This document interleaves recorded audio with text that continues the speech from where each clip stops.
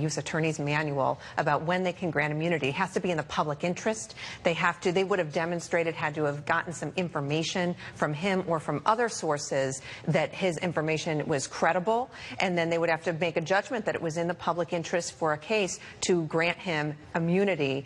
It does look like in this circumstance, his immunity right now, as we understand it from the reporting, is limited to the issues described in the Michael Cohen documents, but it's very conceivable that he has other information, as you described a few minutes ago, that is of more interest if, in fact, there's investigators looking at greater issues revolving the Trump organization. You know, Jack, I want to play a clip from an interview the president granted to the New York Times in July of last year to Michael Schmidt and Maggie Haberman, in which the president made it clear how he would react if prosecutors started going after the Trump organization or his personal finances. Listen to this.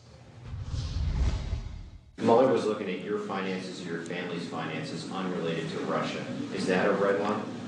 Would that be a breach of what his actual? I would say yes. Yeah, I would say yes. By the way, I would say I mean, it's possible that it's condo or something. So I sell a lot of condo units, and somebody from Russia buys a condo. Who knows? I don't make money from Russia. He says it would be a red line if they start looking into his personal finances or his company's finances.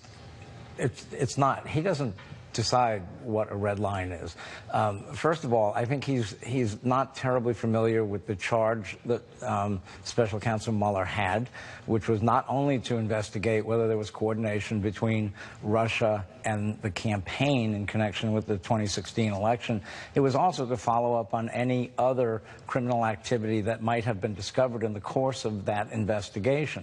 As these things unfold, and again, this is the nature of an investigation where one witness leads to another, more information comes to light, and when and if prosecutors find reason to believe that other criminal activity has taken place, they not only have the right to follow up on that, they have a duty to pursue it. And certainly, given Robert Mueller's charge here, he has a duty to pursue it. So I really do think, this goes to a broader point, I'll make it very quickly. I think it's really important at this juncture that the president change his approach. I think he's got to stop the combat with this investigation because this is going downhill for him. And he needs to now, I think, adopt a posture of more cooperation, more of an attitude that he's not afraid of the truth. Right now, he is in such a defensive crouch, and that is simply not the posture of somebody who wants to have his innocence vindicated.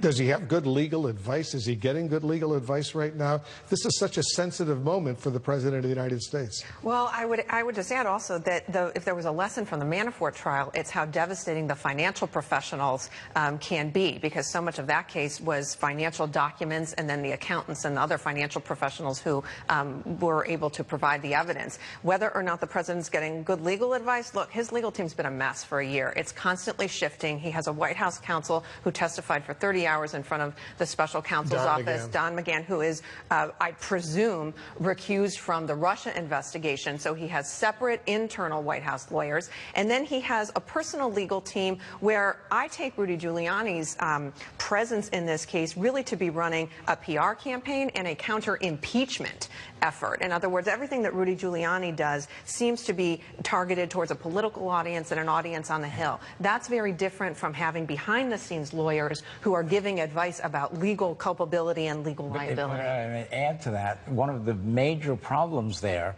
is that I think the lawyer in question, Mr. Giuliani, he did not understand the law that was being looked at and has really given the president bad advice, with the effect that the president has said things that implicate himself.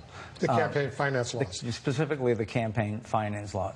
I mean, the president has all but acknowledged wrongdoing, and it's in large measure, I think, because Mr. Giuliani has said, you know, that the campaign finance laws are minor violations. They don't amount to anything. I mean, that's just dead wrong. You can't break the law in trying to become president and willfully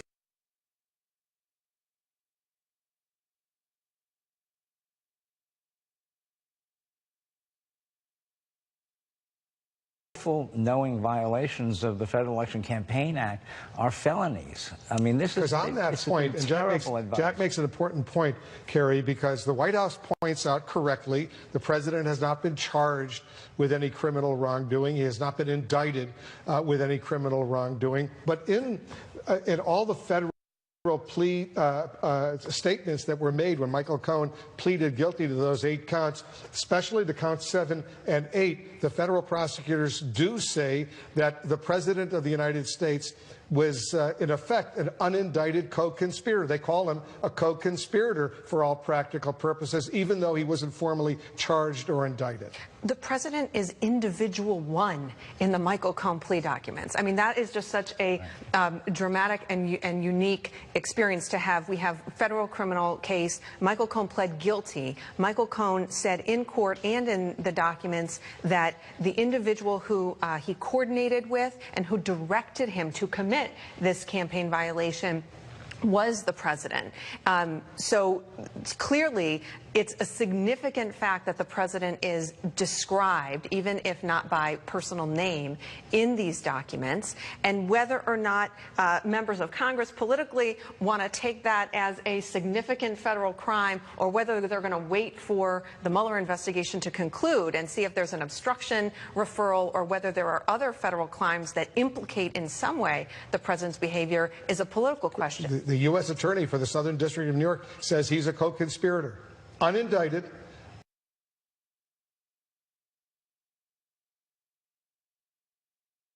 Not charged, but a co-conspirator. That's right. And one thing that the president needs to be worried about, and again, this is why I think it's really important that he make a very significant turn in his approach to these investigations.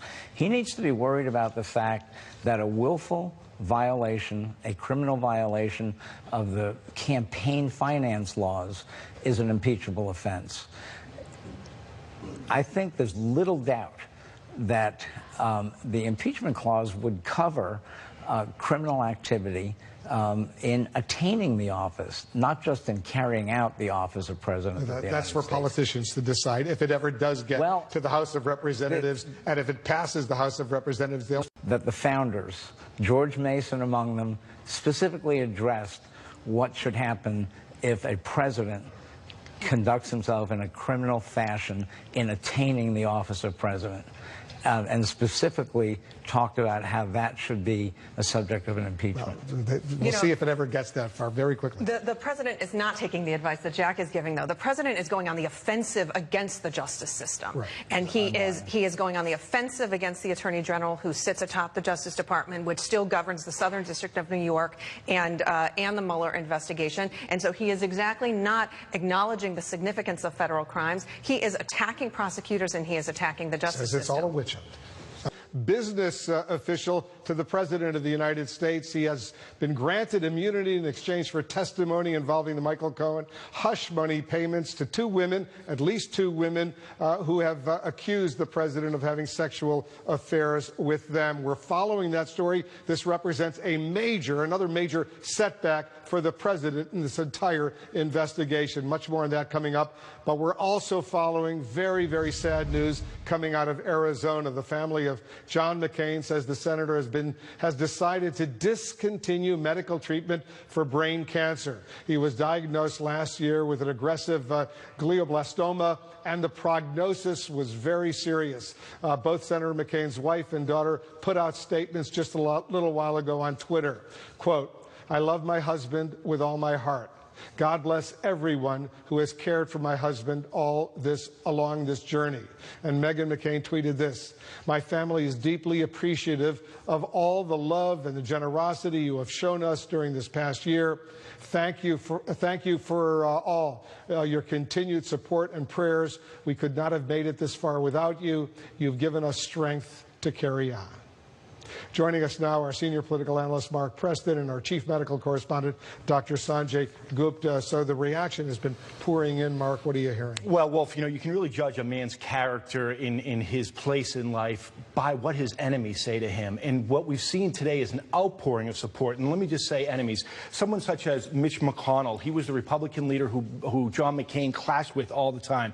He tweeted out today, "We are so fortunate to call him our friend and colleague. John, Cindy, and the entire McCain family are in our prayers at this incredibly difficult hour." Mitt Romney, who he ran against in 2012, in 2008, Mitt Romney comes out and says, "No man this century better exemplifies honor, patriotism, service, sacrifice, and country first than Senator John McCain. His heroism inspires, his life shapes our character.